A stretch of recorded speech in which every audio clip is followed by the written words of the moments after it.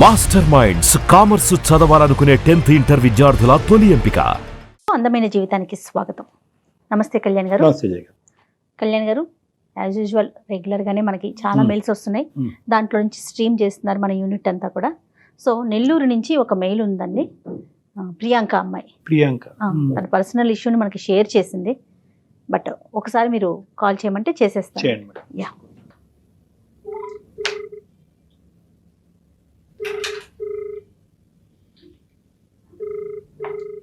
ప్రేమ వ్యవహారం అండి.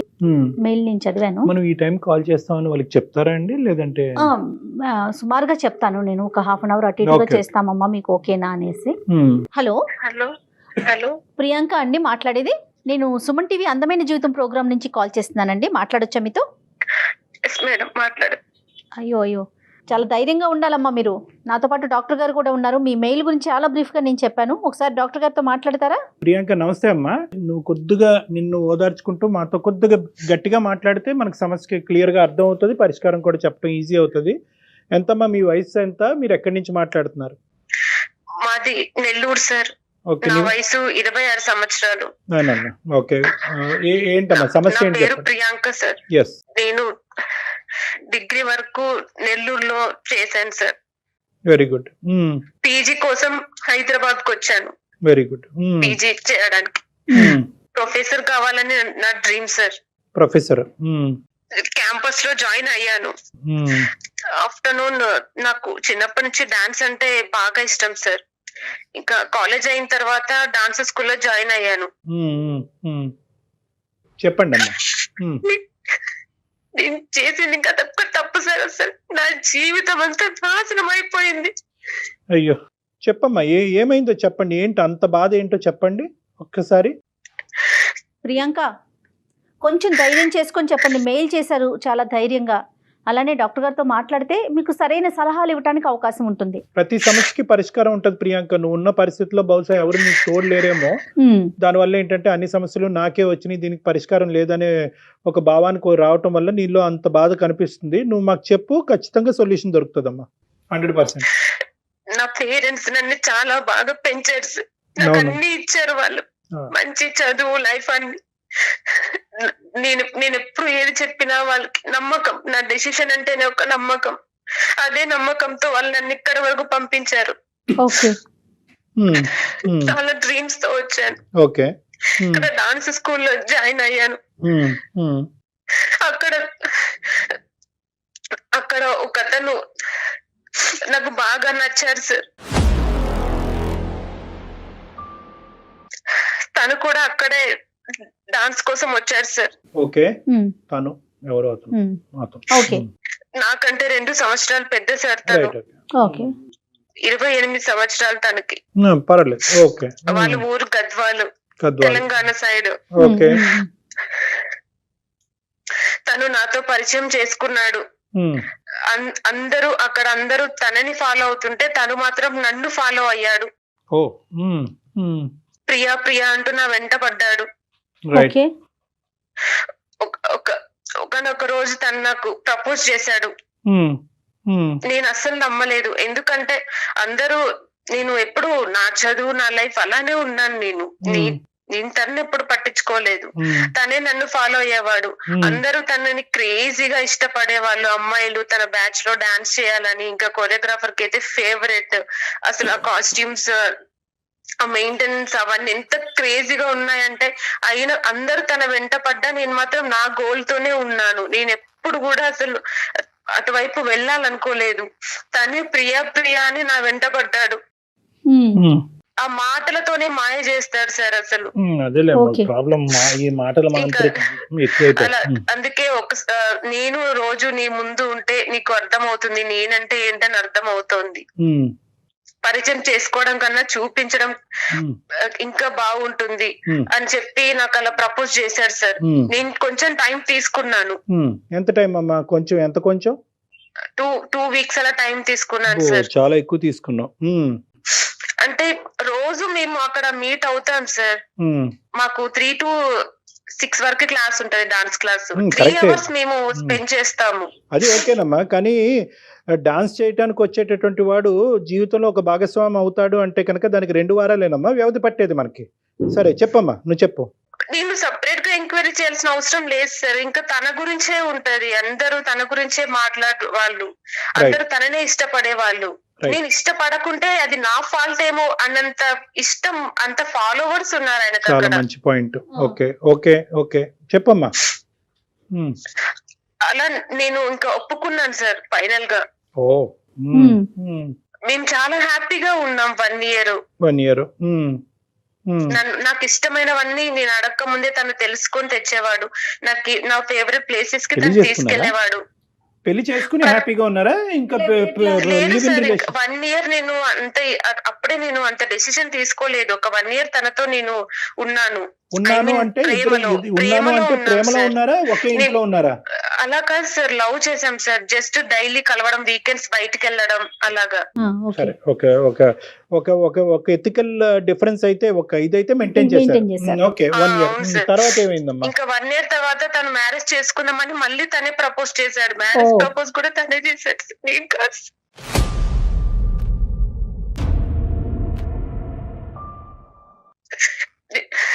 నేను మీ ఇంట్లో వాళ్ళకి చెప్పాలి అని అన్నాను. అంటే వద్దు, మా ఫాదర్ వాళ్ళు ల్యాండ్ లార్డ్స్, అక్కడ వాళ్ళు ఫ్యామిలీ వాళ్ళనే చేసుకోవాలి, నాకు ఒక దూరం సంబంధం వచ్చింది, ప్రెజర్ చేస్తున్నారు, అవన్నీ కాదని నీకోసమే ఉన్నాను. కానీ నేను ఇంట్లో ఇవన్నీ చెప్పలేను, వాళ్ళు ఒప్పుకోరు, వాళ్ళకి క్యాస్ట్ ఫీలింగ్ అన్ని ఉన్నాయి. నాకు నువ్వు ఉంటే చాలు, ఒక బాబు పాప పుట్టిన తర్వాత ఎలాగైనా ఒప్పుకుంటారు. ఇప్పుడు నేను వాళ్ళ ముందు వెళ్ళి నిలబడలేను, నేను ఒక్కగానొక్క కొడుకుని అని నన్ను కన్విన్స్ చేశారు సార్. ఓకే, అట్లీస్ట్ నేను మా ఇంట్లో అన్నా వెళ్ళి చెప్దాము, ఇంటికి రాను ఇన్వైట్ చేశాను నేను. అంటే కాల్లో చెప్పు, ఇప్పుడు వద్దు, ఎలా అయినా పేరెంట్స్ మనం డైరెక్ట్ గా వెళ్తే ఏది జరగదు, పేరెంట్స్ ఎదురు కూర్చొని మాట్లాడతారు, ఇంకా అది మా ఇంట్లో జరగదు, ఒకసారి కాల్ చేసి చెప్పు అని తనే అన్నాడు. నేను తనని అంత నమ్మాను సార్, అసలు ఇంకా తనుంటే చాలు అనేలాగా. డాడీ కాల్ చేశాను నేను, మరి నేను ఇలా అనుకుంటున్నాను అంటే ఇంకా డాడీ చాలా సీరియస్ అయ్యాడు. మేము ఆల్రెడీ నీ కోసం మంచి చూస్తున్నాము, అన్ని సిద్ధం చేసుకుంటున్నాము, నువ్వు పీజీ చేసి సెటిల్ అయ్యి ఆ చాయిస్ మేము తీసుకోవాలనుకున్నాము, కానీ నువ్వే తీసుకున్నావు ఇది కూడా అని చెప్పి డాడీ చాలా సీరియస్ అయ్యాడు. ఓకే, నీ డెసిషన్ ని నేను ఎప్పుడు కాదని లేదు, రెస్పెక్ట్ ఇచ్చాను. ఇప్పుడు కూడా నేను రెస్పెక్ట్ ఇస్తున్నాను. కానీ ఈ లైఫ్ లో ఏది జరిగినా నువ్వే హ్యాండిల్ చేసుకోవాలి. ఇది ఎంత పెద్ద డెసిషన్ తీసుకున్నావంటే నువ్వు ఈ రోజు నాకు అది నువ్వే సాల్వ్ చేసుకోవాలి ఇంకా అని చెప్పి డాడీ సీరియస్ అయ్యాడు. ఓకే, అంటే ఎంత సీరియస్ అయినా కూడా ఇటువంటి విషయాల్లో తక్కువే. నేను దానికి చెప్పాను, డాడీ వాళ్ళు ఇలా అంటున్నారు, నా వల్ల కాదు నాకు అంటే కూడా తను లేదు, ఒక బాబు పుట్టిన తర్వాత కన్విన్స్ అవుతుంది, నువ్వు ప్రాబ్లం అని చెప్పాడు. ఏం చేస్తూ ఉంటాడమ్మా అతను? జాబ్ ఏంటమ్మా అతనిది? ఓన్లీ డాన్స్ క్లాసే వచ్చేవాడు. ఇంకా జాబ్ వెతుకులాట్లో ఉన్నాడు, జాబ్ సర్చ్ లో ఉన్నాడు. తను నాతో చెప్పారు సార్, జాబ్ చేస్తూ సెటిల్ అవ్వచ్చు కదా అంటే, నేను జాబ్ చేస్తూ సెటిల్ అవుతే నిన్ను మిస్ అవుతాను, నేను డాన్స్ స్కూల్ కి వచ్చిందే నీ కోసం. అసలు ఫస్ట్ టైం నేను చూసినప్పటి నుంచి ప్రతి రోజు నేను నిన్ను ఫాలో చేసి ఇక్కడ వరకు వచ్చాను, నీ కోసమే, నేను మిస్ అవ్వకూడదనే వచ్చాను. ఏంటి నాలో కనిపించినటువంటి అద్భుతం ఏంటి? మరి నీ వెనకాతలు ఇంతమంది అమ్మాయిలు పడుతున్నారు కదా, నాలో కనిపించిన అద్భుతం ఏంటని ఒక్కసారన్నా అడిగావమ్మా? అడిగాను సార్. ఏంటంట? నువ్వు చాలా పద్ధతిగా ఉంటావు, నీ వర్క్ నువ్వు చూసుకుంటావు, నీ గురించి చాలా ఎంక్వైరీ చేశాను, నీ పేరెంట్స్ నీకు చాలా రెస్పెక్ట్ ఇస్తారని, నీ డెసిషన్ ని వాళ్ళు కన్సిడర్ చేస్తారు, నువ్వు అలా ఇక్కడికి ఒప్పించి ఇలా పీజీ చేస్తూ మళ్ళీ నీకు ఇష్టమైన నీ గోల్ ఉంది, నీ ఇష్టమైన డాన్స్ కూడా నువ్వు హ్యాండిల్ చేసుకుంటున్నావు. ఈ అమ్మాయి గురించి అన్ని ఎంక్వైరీస్ చేసుకున్నాడు. ప్రతి రోజు నన్నే ఫాలో చేస్తున్నాను, నీకు తప్ప వేరే ధ్యాస లేదు నాకు అని చెప్పారు సార్. పోనీలేమ్మా, నేను తన ఫ్యామిలీని చూడాలన్నాను సార్. చూడాలి అన్నప్పుడంతా నాకు తను అప్పుడప్పుడు ఇంటికి వెళ్ళేవాడు, ఫంక్షన్స్ అని, ఫెస్టివల్స్ అని, అవన్నీ నాకు మొబైల్లో వీడియోస్, వాళ్ళ ఫొటోస్ అవన్నీ చూపించేవాడు, ఆల్బమ్ అన్ని నాకు.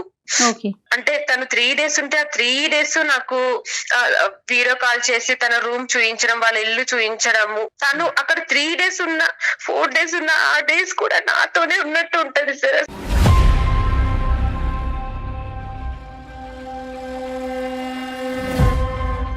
ప్రియాంక ఒక్క నిమిషం అమ్మా, ఒక్క నిమిషం. నేను 2 మాటలు మాట్లాడిన తర్వాత నువ్వు చెప్తే గానీ, ఇప్పుడు నాకు అర్థమైంది ఏంటంటే కనుక, ఎట్టి పరిస్థితుల్లో అతని పూర్వాపరాలు కానీ, అతని అడ్రస్ కానీ, ఆ మనిషి చుట్టూరు ఉండే మనుషులను మాత్రం చూపెట్టేవాడు కాదు. అతని రూము, బెడ్రూము, బాత్రూమ్ మాత్రం చూపెడతాడు.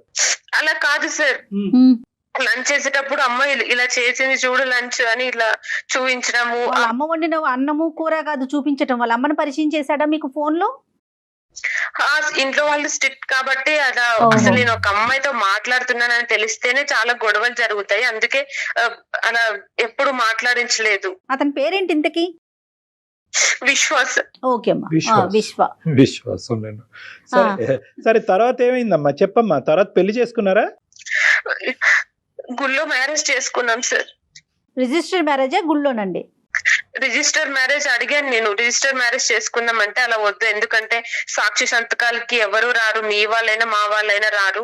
ఇంకా మనము డాన్స్ స్కూల్లో చెప్తే అది బాగోదు, ఇప్పటికే అందరూ నా వెంట పడుతున్నారు, నేనేమో నీ వెంట పడుతున్నా అని చెప్పి అమ్మాయిలందరు నన్ను కుళ్ళుకోవడం, అబ్బాయిలందరు నిన్ను కుళ్ళుకోవడం. ఇలా ఇక్కడ మనం మంచి కోరే వాళ్ళు ఎవరున్నారు, జలస్ ఫీల్ అయ్యే వాళ్ళే ఉన్నారు, వీళ్ళెందుకు మనకి. ప్రతి దానికి ఒక ట్యాగ్ లైన్ ఉంటది కదా, ప్రతి దానికి నువ్వు అడిగేటటువంటి ఉంటది. కానీ మనం ప్రశ్నించాం కదా. ఇక్కడ వచ్చేటటువంటి ప్రాబ్లం ఏంటంటే, ప్రతిదానికి ఏదో వంక చూపెడుతున్నాడు. తల్లిదండ్రులు చూపెట్టమంటే వంక చూపెడుతున్నాడు, మాట్లాడించమంటే వంక చూపెడుతున్నాడు. అక్కడ ఏదో పెద్ద కుటుంబం, వాళ్ళు తీస్తే పరుగు పోద్దని అంటాడు. పోనీ అట్లీస్ట్ ఒక రిజిస్టర్ మ్యారేజ్ చేసుకుందాం అంటే కనుక వాళ్ళకి వీళ్ళకి తెలియటం ఎందుకు, గుట్టు చప్పుడు కాకుండా చేసుకుందాం అంటాడు. ఇన్ని కామాలు ఫుల్స్టాపులు పెట్టినోడిని ఒక్కటి స్ట్రైట్ ఫార్వర్డ్గా నేను అడిగింది నేను కోరుకునేది ఒక్కటన్నా చెయ్యొద్దా ఈ పెళ్లి విషయంలో అని అడిగే దమ్ము ధైర్యం నీకు లేదమ్మా? నువ్వంటే ప్రాణం, నువ్వు నా బంగారం, నువ్వు లాంటి అమ్మాయి లేవు, 100 మంది నీ వెనకట్లు పడుతున్నారు, నువ్వు నా వెనకట్లు పడుతున్నావు కాబట్టి నేను పెళ్లి చేసుకుంటాననేటటువంటి ఒక్క కంక్లూజన్కి వచ్చి చేసేసుకున్నావు, అంతే కదా సార్? ఒక అమ్మాయికి ప్రేమ చూపించే భర్త కంటే ఇంకా ఏది ఎక్కువ ఉంటుంది సార్? ఇంకెవరు చూపెట్రా? అన్ని ఓపెన్ గా ఉండి అందరినీ పరిచయం చేసుకుంటూ అందరితో నార్మల్ గా ఉండేటటువంటి ప్రేమ చూపెట్టేటటువంటి వ్యక్తులు మనకు వద్దా? అంతా ఈ కపటి ప్రేమ, సీక్రెట్ ప్రేమే కావాలా మనకి? మీ నాన్నగారు ఒక కూతురుగా నీకు చూపెట్టేటటువంటి ప్రేమని బహిరంగంగా అందరికీ చూపెట్టే ఒక తండ్రి ప్రేమని వేరే మగాడు ఎందుకు చూపెట్టలేడు? ఎందుకు ఈ ప్రేమలో ఎందుకు అంత సీక్రెసీ? అది నా ప్రశ్న. ప్రేమ తప్ప నన్ను అనట్లే, ఎందుకు ఈ సీక్రెసీ ఎందుకు? వాళ్ళు చెప్తే ఫీల్ అవుతారు, వీళ్ళు చెప్తే సరే పెళ్లి చేసుకున్నారు. ఒక ఫోటో తీసుకున్నారమ్మా? ఫోటో తీసుకున్నారు, ఒక 2-3 ఫోటోలు ఏమైనా తీయించుకున్నారా? అవి కూడా లేవా? మొబైల్ మేమే తీసుకున్నాం సార్, తన మొబైల్లో ఉన్నాయి. సరే, ఓకే. ఏమైందమ్మా తర్వాత? ఏమైంది? పెళ్లి చేసుకున్నారు, ఎక్కడ కాపురం పెట్టారు?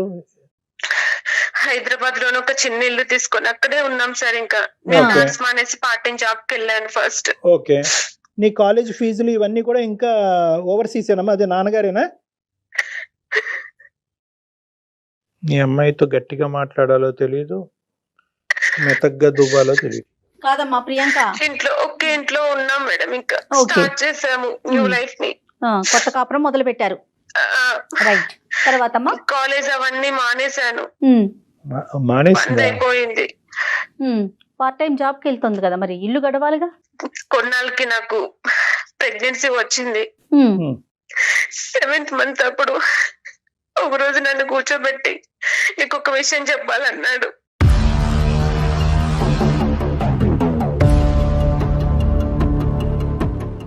నాకు ఇది వరకే పెళ్ళయింది, ఒక పాప ఉంది అని చెప్పాడు సార్. అసలు నాకు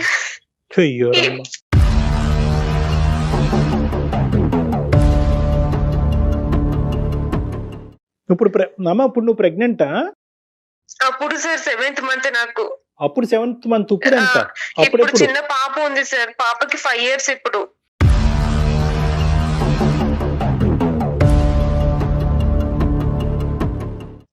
ఏం చెప్పాలా అసలు? నాకు ఎందుకు జోక్ చేస్తున్నా, నువ్వేమన్నా ఏం మాట్లాడుతున్నావు అసలు అన్నాను నేను. లేదు బంగారం, లేదు బుజ్జి అని అప్పుడు కూడా నాతో ప్రేమగానే మాట్లాడుతున్నాడు. నాకు మళ్ళీ అప్పుడు ఫొటోస్ చూపించాడు, వాళ్ళ మ్యారేజ్ ఫొటోస్, అది వాళ్ళ పాపకి పేరు పెట్టడం, అవన్నీ ఫ్యామిలీ. అసలు నాకు ఎట్లా రియాక్ట్ కావాలో కూడా అర్థం కాలేదు సార్. అసలు నేను ఏం చేయాలి ఇప్పుడు?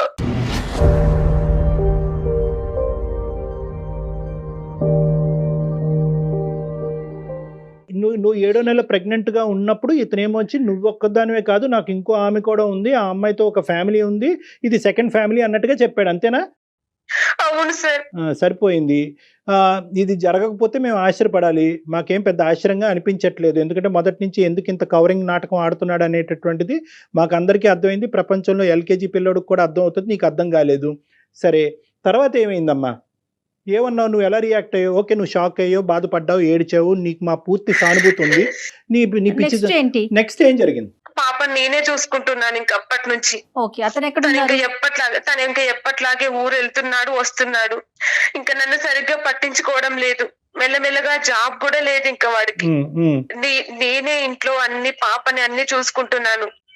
ప్రెసెంట్ గా ఇప్పుడు ఒక చిన్న పార్లర్ పెట్టుకొని ఎలాగో బ్రతుకుతున్నాను సార్. ఇంకా దానికి ఒక్క రెస్పాన్సిబిలిటీ అనేది లేదు. ఇంకా ఆ రోజు రిలీవ్ చేశాడు ఇంకా తనది ఒరిజినల్ క్యారెక్టర్. ఎందుకు ఇలా చేసావని నేను అడిగాను ఆ రోజు. నువ్వు ఎక్కడ దూరం అయిపోతావు, నువ్వు నాకు చాలా నచ్చావు, ఓకే, అర్థమైంది. తక్కించుకోవడం ఇవన్నీ చేశానంటున్నాడు. ఓకే ఓకే ఓకే ఓకే నాకు అర్థమైంది. ఎక్కడ మీ పేరెంట్స్ యొక్క ఎంట్రీ ఎక్కడుంది? అమ్మ నాన్నకి ఎంతవరకు చెప్పావు? ఎప్పుడు చెప్పావు? అమ్మ నాన్న నీ దగ్గరికి వచ్చారా? నువ్వు అమ్మ నాన్న దగ్గరికి వెళ్ళావు? ఇది చెప్పు ఫస్ట్. వాళ్ళే నీకు ప్రొటెక్టివ్ మెజర్. ఇప్పుడు ఇంకెవరు లేరు నీకు జీవితంలో. ఉంటే కనుక నీ బిడ్డ ఉంది, నీ తల్లిదండ్రులు ఉన్నారు. వీళ్ళు సపోర్ట్ తీసుకుని గట్టెక్కి బయటపడతావు, లేదంటే ఇలాగే మునిగిపోతావు జీవితాంతో. మీ పేరెంట్స్ కి తెలుసా మొత్తం కథంతా? చెప్పాను సార్ నేను అమ్మకి. ఇంకా డాడీకి ఫోన్ చేసి చెప్పేంత ధైర్యం లేదు సార్ నాకు అసలు. నాకు లేదు. ఇంకా అమ్మకే చెప్పాను. ఇంకా మరి ఏం చేశాను అమ్మకి. ఇంకా ఏం చేయాలమ్మా, నేను ఇలా జరిగింది అమ్మ నాన్నకి చెప్పుంటదిగా. అమ్మ నాన్నకి చెప్పింది. చెప్పారు సార్, వాళ్ళు నాతో మాట్లాడారు. ఇప్పుడు ఎటు తిరిగి ఏం చేయాలమ్మా, నీకు పాప కూడా పుట్టేసింది. వాడు ఇప్పుడు చెప్పారు అదంతా. నువ్వు ఇప్పుడు చెప్తున్నా, ఇప్పుడు ఏం చేయాలి?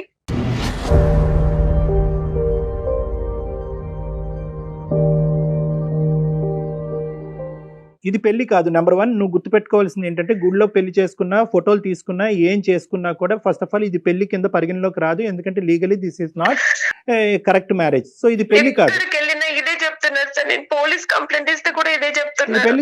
ఇది పెళ్లి కాదు. కాబట్టి ఫస్ట్ ఆఫ్ ఆల్ నువ్వు అర్థం చేసుకోవాల్సింది ఏంటంటే, you are not bound by anything. నీకేమి రిస్ట్రిక్షన్స్ కానీ, బౌండరీస్ కానీ, అతని చేత తిట్టించుకోవటం కానీ, కొట్టించుకోవాల్సినటువంటి అవసరం కానీ, అతని చేత అవమానపడవలసినటువంటి అవసరం కానీ నీకు ఏ కోసాన కూడా లేదు. అలానే ఎలాంటి రైట్స్ లేవు. ఎలాంటి రైట్స్ నీకు రైట్స్ లేవు. అది ఏదన్నా ఉంటే ఇంకా నీ పాపకి రైట్స్ ఉంటాయి. ఓకే, ఇది లీగల్ ఆస్పెక్ట్ ఆఫ్ థింగ్స్. నరకం చూపించారు సార్ 5 ఏళ్ళు నాకు. ఇప్పుడు మళ్ళీ కొత్తగా ఇంటికి వెళ్ళి నువ్వు డబ్బులు తీసుకురా, మీ ఇంటికి వెళ్ళి అని కూడా అంటున్నారు సార్. నాకు నరకం సార్. రోజు తాగి మిడ్ నైట్ ఎప్పుడో వస్తాడు. అసలు ఇల్లంతా వామిటింగ్ చేసుకుంటాడు. అసలు నా లైఫ్ ఎట్లుందంటే, వాడు అవసరానికి నేను ఉన్నా కదా ఈ రోజు అన్నంత దిగజారిపోయింది సార్. అసలు వాడు ఊరు వెళ్ళి రాలేకపోయావమ్మా. అసలు ఏంటి అక్కడ ఏం కథ అన్నది ఇప్పటికైనా వెళ్ళావా? ఒకసారన్నా ఊరు ప్రయాణం చేసావా? లేదు సార్. ఏం ధైర్యం లేదా? సపోర్ట్ లేదా? సపోర్ట్ లేదు. నాకు అంత ధైర్యం కూడా లేదు సార్. అసలు ఎలా నేను ఏమని చెప్పాలి సార్ వాళ్ళకి? వాళ్ళు అక్కడికి వెళ్తే కూడా వాళ్ళే అంటారు, ఇది వాడికి పుట్టిందని ఏం గ్యారెంటీ అంటారు. అసలు వాళ్ళు నన్ను ఎప్పుడూ చూడలేదు.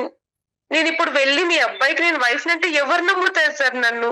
అలా కదమ్మా. ఇప్పుడు అవన్నీ నువ్వు ఇక్కడ కూర్చుని ఊహించుకోవటం కాదు కదా. వాళ్ళు నీ బిడ్డే అంటారా, లేదంటే నన్ను నమ్ముతారా, నువ్వే పిచ్చిదానిలాగా ఈ గొంతులోకి దిగావని అంటారా? ఇవన్నీ తర్వాత అంశాలు. అసలు ఈ వ్యక్తి యొక్క క్యారెక్టర్ అనేటటువంటిది పెళ్లికి ముందు తెలుసుకోలేదు, పెళ్లి తర్వాత తెలుసుకోలేదు, బిడ్డ పుట్టిన తర్వాత తెలుసుకోలేదు, మోసపోయిన తర్వాత కూడా తెలుసుకోలేదు. అసలు ఎవడి వీడు? ఎక్కడి నుంచి వచ్చాడు? నిన్నే ఎందుకు పట్టుకున్నాడు? ఆ డాన్స్ క్లాస్లో 100 మంది అమ్మాయిలు ఎంట పడుతుంటే కనుక వాళ్ళందరినీ వదిలేసి నిన్నే ఎందుకు పట్టుకున్నాడు? అటువైపు ఆ భార్య యొక్క పరిస్థితి ఏంటి? You have been cheated.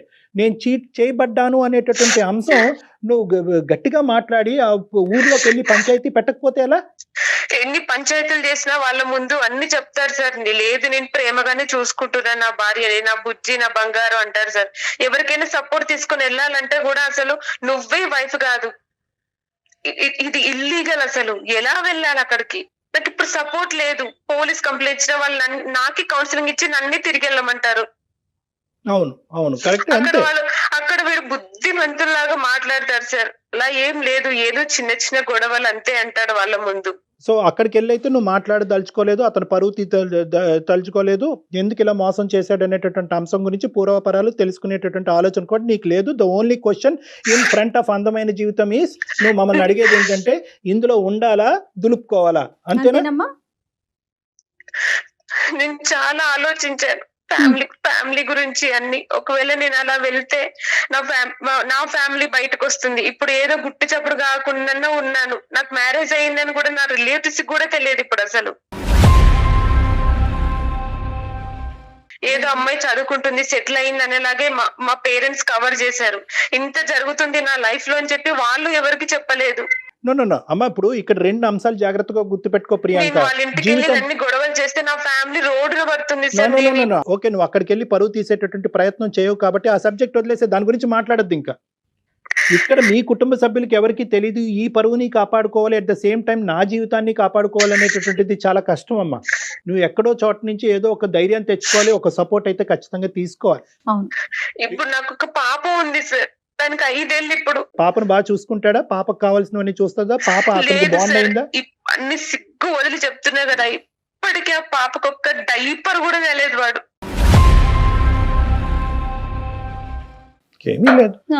ఇంట్లో ఏ వస్తువు కొనలేదు, ప్రతిదీ నేనే చూసుకున్నాను ఇంట్లో. ఆ రోజు ఎప్పుడైతే తన ఒరిజినల్ బయటపడింది అప్పటి నుంచి నాకు టార్చర్ చేశారు. ఇక నేను ఏమి చేయలేని పరిస్థితుల్లో. ఇప్పుడు ఈ మనిషితో పాటు ఒకటమ్మా, మనం ఇప్పుడు ప్రాక్టికల్ గా మాట్లాడుకుందాం. చెప్పవలసినవన్నీ చెప్పావు, ఒక భయంకరమైనటువంటి వ్యక్తి గురించి చెప్పావు, ఎంత భయంకరంగా అమాయకత్వంతో పిచ్చితనంతో నువ్వు మోసపోయావు అనే 2 సబ్జెక్టులు చెప్పావు. దయచేసి ఇక్కడ ఏంటంటే నీకు అర్థం అవ్వాల్సింది ఏంటంటే, నీ జీవితం అనేటటువంటిది ఒక ఎత్తు అయితే కనుక నీ బిడ్డ యొక్క జీవితం కూడా నీ జీవితంతో పాటు ముడిపడి ఉంది. కాబట్టి ఏ నిర్ణయం తీసుకున్నా కూడా ఇద్దరికి ఇది అవుతుంది. కాబట్టి నువ్వు చాలా బ్యాలెన్స్డ్గా తీసుకోవాలి. ఆ నిర్ణయానికి మేము సపోర్ట్ చేయడానికి రెడీగానే ఉన్నాం.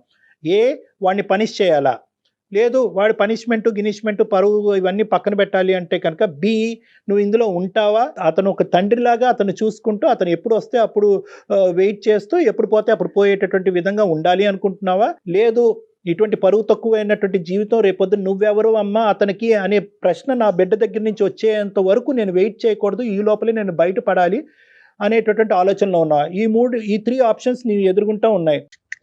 ఈ నరకం భరించి నేను అసలు నాకు భరించే ఓపిక కూడా లేదు సార్. ఈ బురదలోంచి నన్ను బయటికి తీసుకొచ్చి నన్ను సేవ్ చేయండి సార్. నిర్ణయం తీసుకునేటటువంటి సర్వ హక్కులు నీకున్నాయి, నిన్ను ఎవ్వరు లిమిట్ చేయట్లేదు. ఇక్కడ డైవర్స్ అనేటటువంటి ఆస్పెక్ట్ రాదు. అతను వచ్చి సంతకం పెట్టి నువ్వు సంతకం పెడితేనే కనుక ఆ తర్వాత నువ్వు ఫ్రీ బర్డ్ అవుతావు అనేటటువంటి బాండింగ్ అనే రిస్ట్రిక్షన్ నీ జీవితంలో లేకపోవటం అనేది ఇప్పటికీ నీ అదృష్టం. అది గుర్తుపెట్టుకో.